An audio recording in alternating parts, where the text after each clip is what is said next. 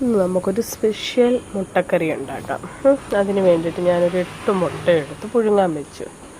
എന്നിട്ട് ഉള്ളി എടുത്ത് ഒരു 5 ഉള്ളി, ഒരുമാതിരി നല്ല വലിയ 5 ഉള്ളി എടുത്തത് ചെറുതായിട്ട് കട്ട് ചെയ്തെടുത്തു. പിന്നെ അതിൻ്റെ കൂടെ പച്ചമുളകും കട്ട് ചെയ്തെടുത്തു. പിന്നെ ഇച്ചിരി കരിയാപ്പിലയും കൂടെ എടുത്ത് നമുക്കത് മാറ്റി വെക്കാം. എന്നിട്ടപ്പോഴത്തേന് നമുക്ക് ഇച്ചിരി തേങ്ങാപ്പാലെടുക്കണം. ആദ്യത്തെ പാലെടുത്ത് മാറ്റി വെക്കണം. പിന്നെ രണ്ടാമത്തെ 2 പാല് എടുത്തതും മാറ്റി വെച്ചു. എന്നിട്ട് 2 ഉരുളക്കിഴങ്ങ് കൂടെ എടുത്ത് ഇച്ചിരി ഇത് കിട്ടാനായിട്ടാണ് ഉരുളക്കിഴങ്ങും എടുത്ത് കട്ട് ചെയ്ത് കഴുകി വെച്ചു.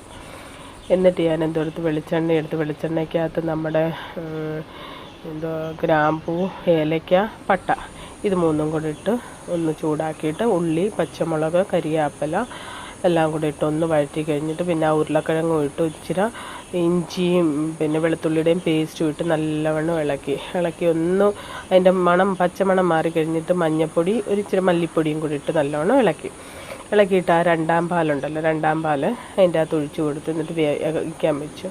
അത് വെന്ത് 2-3 പ്രാവശ്യം ഒന്ന് ഇളക്കി കൊടുക്കണം. വെന്ത് വന്നു കഴിഞ്ഞപ്പോൾ പുഴുങ്ങി വെച്ച മുട്ടയിട്ട് ഒരു 2 മിനിറ്റ് അതൊന്ന് അടച്ചു വെച്ചിട്ട് പിന്നെ 1ാം പാലൊഴിച്ച് ഇളക്കി എടുത്തു. അങ്ങനെ നല്ല സൂപ്പർ മുട്ടക്കറി റെഡിയാക്കി ഉണ്ടാക്കി നോക്കണേ.